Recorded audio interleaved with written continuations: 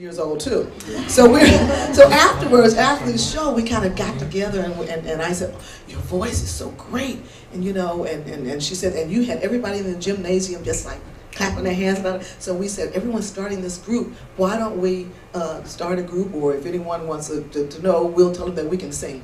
So about 3 months later, she ran up to, we became friends. I must say, after that show, we walked home together, we talked, and we just kind of became instant friends. So about 3 months later, she ran up to me on the playground and she said, Mary, this group wants to put a group together, and I told them about you, and they want to call this girl group Primettes, because one of the guys is, the group was called the Prime, the male group. They went on to become the Temptations, right, by the way, I must say. But at this time, they were just the Primes.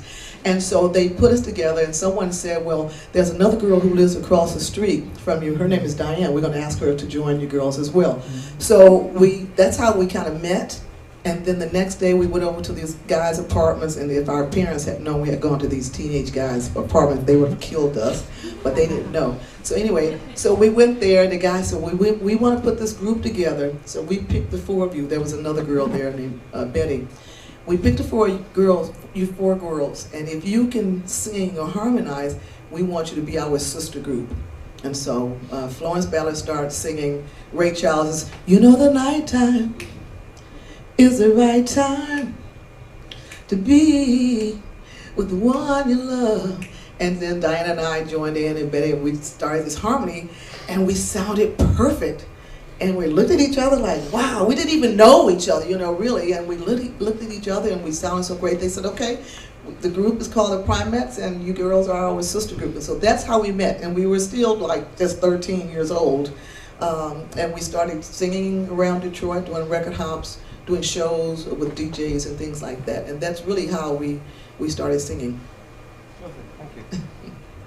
Do we have a question from this side of it? What about the sea of baseball caps here? I just want to ask, what is your favorite song from the Supreme? Oh gee, okay, I have lots of them. I think Reflections is one. One of our famous songs was Stop in the Name of Love, the one that I sing, that's one. And everywhere we go, people know that song, even though it was a hit in 1965. So those are two of my favorites. And also, I think it was Phil Collins did one of our records. Was it You Can't Hurry Love, or was it? Yeah, that was it. Yes. So that's one of my favorites as well. But we recorded it first before Thank you. I think we've got time for one more question. Actually, I'll make an exception. I'll take Martin McLuhan's question and I'll do yours, because you had your hand up, if that's all. Thrilled to meet you, although I haven't. Hello. I've got a copy of Nathan Jones. Pardon? I've got a copy of Nathan Jones at home. Oh, Nathan Jones, yes. It's the last vinyl I've ever had. Oh, okay. It seems to be. Could you tell us a little bit about what that was about? Nathan Jones. Yes, about the Nathan DI Jones, you've been gone too long.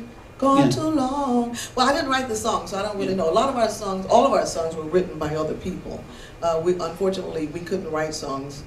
We didn't know how, but we had great producers, so we didn't have to write them ourselves. But that was a song that was done after Diana Ross left, because we had a period when the original Supremes recorded all of our #1 records, and then after Diana left and after Florence left, we got another 2 people in the group, and so they were called the 70s Supremes. So Nathan Jones is from the 70s, not from, the 60s.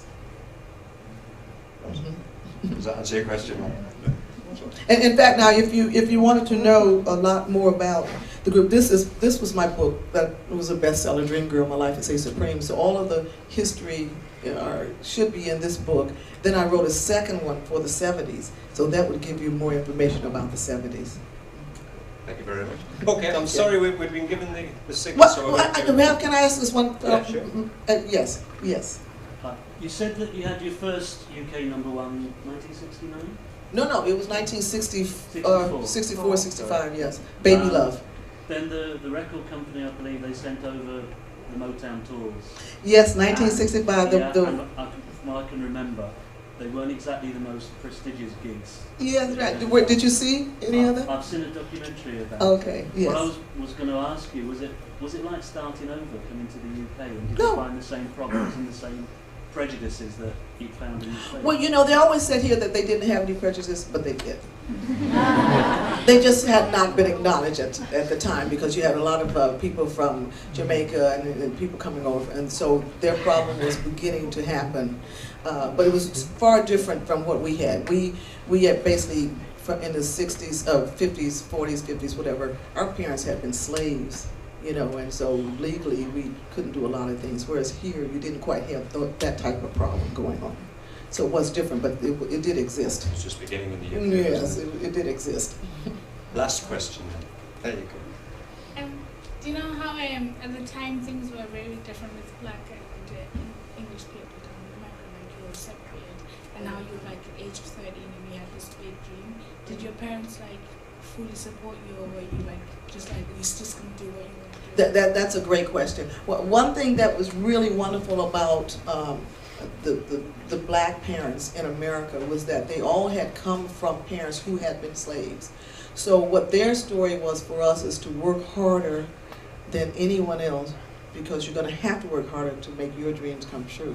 So they supported our dreams because they wanted us to have a better life than they had, because they actually lived when it was, you know, they couldn't do certain things and things were changing. So they supported us, and they said, if anyone else works hard, you got to work harder. And so that's what we did. And it paid off too. Very good question. Well, that's all we've got time for, I'm afraid. Mary. Oh, can I sing a song? Of course. Okay, I'll hurry up. But it's not a rock and roll song. It's a more of an inspirational song, and it's for you. It's how I feel about my life being 65 and a half. No complaints, no regrets. I still believe in chasing dreams and placing bets. But I have learned that all you give is all you get. So give it all you got. I had my share. I drank my fill. And even though I'm satisfied, I'm hungry still to see what's down another road beyond the hill, and do it all again. So here's to life and every joy it brings. So here's to life, to dreamers and their dreams. Funny how time just flies.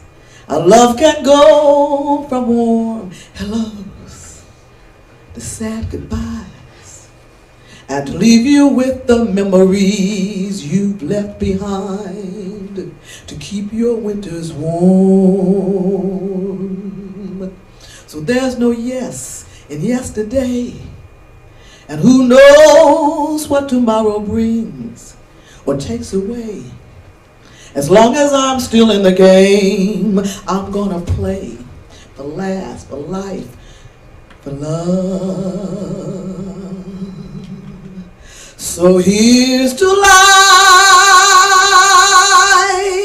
and every joy it brings.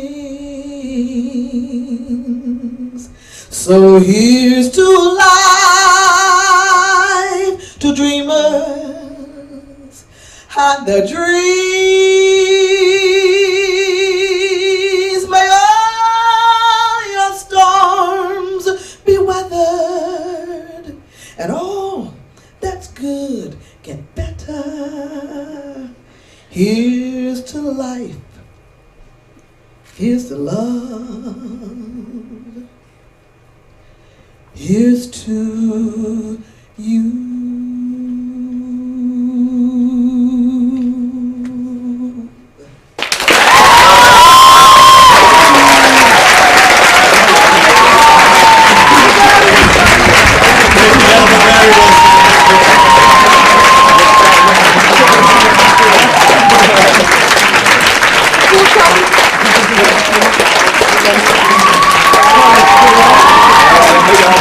Thank you.